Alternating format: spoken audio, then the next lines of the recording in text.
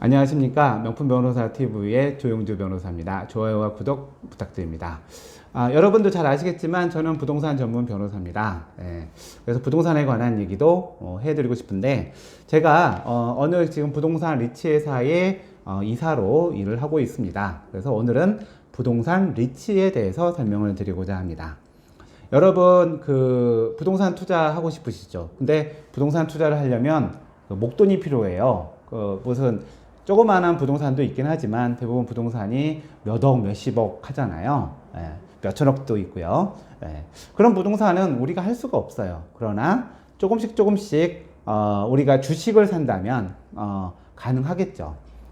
우리가 펀드가 있고요. 부동산 리츠가 있는데요.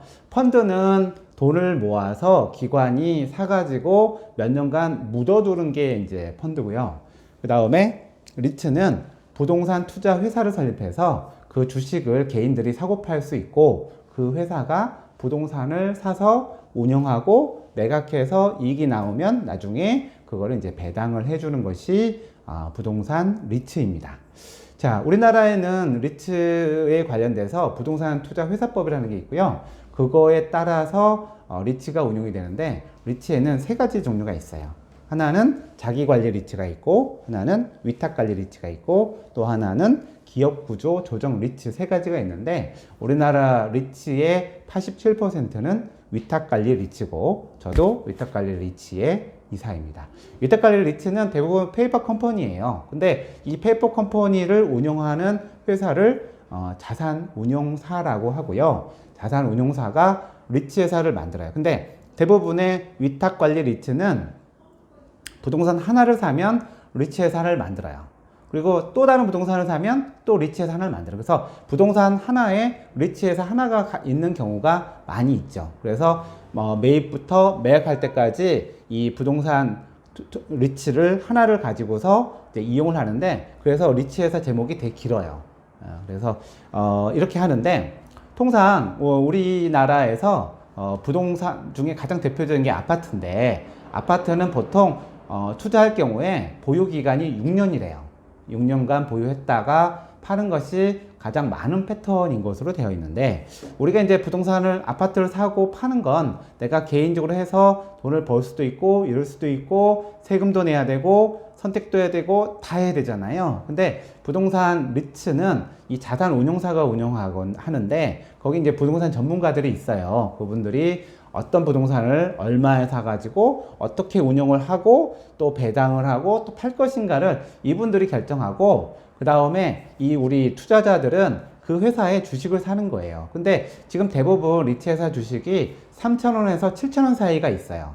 그리고 부동산 리츠 주식의 특징은 뭐냐면 가격이 크게 변동되지 않고요. 배당 수익률이 대부분 정해져 있어요.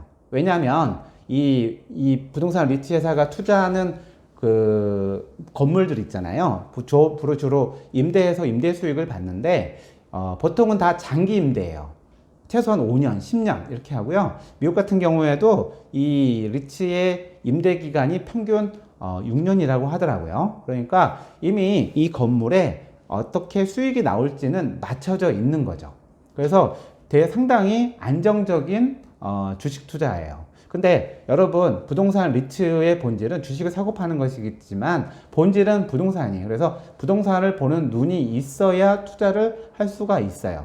근데 재밌는 게 저거 이제 리츠 공부도 해봐서 알지만 롯데 같은 회사는 롯데가 가지고 있는 유통망들이 있잖아요. 뭐 백화점, 뭐 롯데마트 이런 것들에 대한 부동산을 다 리츠 회사로 넘겼어요. 그러니까 리츠 회사가 롯데가 가지고 있는 롯데백화점, 롯데마트, 그 다음에 뭐 조그만 것들 이런 것들 부동산을 한 회사, 이 리츠 회사 갖고 있으면서 자산 관리를 해요. 그러면서 그 롯데백화점이나 롯데마트가 이 리츠 회사에다가 임대료를 줘요. 근데 장기간 하겠죠. 뭐 10년. 그렇기 때문에 되게 안정적인 투자가 가능합니다. 그리고 펀드 같은 경우에는 내가 3년 동안 묵혀놓고 이래야 되지만 리츠는 내가 팔고 싶으면 이게 상장되어 있기 때문에 팔면 돼요. 그러니까 돈을 넣고 빼기가 되게 쉽죠. 그거는 주식이랑 똑같습니다. 그래서 사실은 외국 사례를 보게 되면 리츠가 그러니까 이제 주거용 리츠 해가지고서 뭐 아파트나 뭐 저기 임대주택 이런 거를 하는 데도 많이 있지만 다양한 부동산에 투자를 해요. 그래서 제가 관심이 있어 하는 리츠는 뭐냐면 헬스케어 리츠예요. 지금 고령화에 따라서 많은 사람들이 늙어가잖아요. 그러면은 사람들이 관심 있는 게 건강, 의료잖아요. 그 다음에 뭐 요양원, 그 다음에 병원. 노인들은 이제 많이 병원 가니까 의료기관, 또 간호병원, 뭐 이런 것들, 헬스장 이런 것들이 저는 앞으로 유망한 리츠 산업이 아닌가라고 생각하는데요. 한국에는 아직 없는 것 같아요. 그래서 이러한 리츠가 나오면 제가 보기에는 투자하면 좋을 것 같아요. 그 다음에 스페셜 리츠라는 게 있는데 이것도 한번 우리나라에서 개발되어야 되는데 정부가 가지고 있는 부동산, 정부가 가지고 있는 국유재산 되게 많거든요.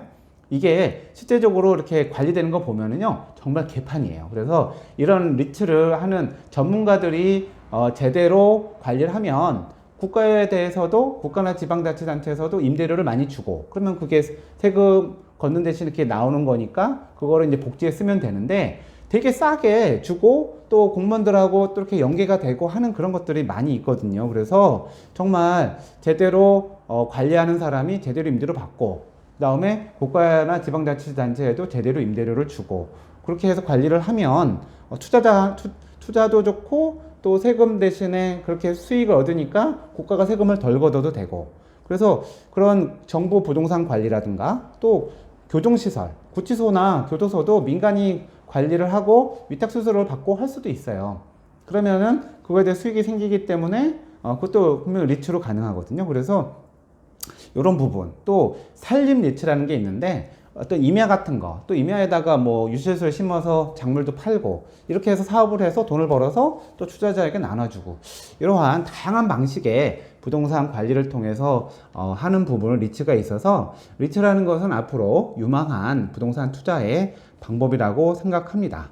그래서 사실은 아파트보다 리츠가 훨씬 나은데요. 일단은 전문가들이 투자해주고 있고 그 다음에 언제든지 사고팔고 나갈 수가 있고 그 다음에 대부분 안정된 수익이 가능하고 그리고 리츠는 법인세가 면제가 되는 거거든요. 그래가지고 투자에 있어서 이제 그 부동산 투자하면 여러 가지 부대 비용이 들잖아요. 뭐 거래세, 중개수수료, 뭐 보유세 이런 것들이 있는데 이것도 어차피 이제 그거를 이제 비용 처리를 하겠지만 그리고 이제 이 부분에 대해서도 정부의 세제 지원은 좀 있어야 된다고 생각하는데 아무튼 어쨌든 계속 그 국가에서는 공모 리츠를 통해서 많은 사람들이 소액으로 여유 자금을 이렇게 부동산에 투자해서 선순환하는 거를 계속 그 입법화하고 있거든요. 공모 리츠라고 하는 거는 상장되어 있는 그런 리츠를 얘기하는 거고 사모 리츠는 이렇게 돈을 이렇게 사모펀드처럼 만들어서 하는 것을 얘기하는데 지금 제가 말씀드리고 있는 건 공모 리츠입니다. 그래서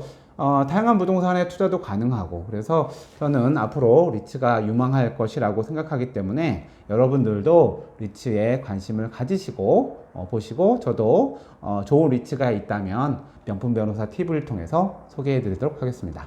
이상 부동산 리츠에 대해서 설명드렸습니다. 감사합니다.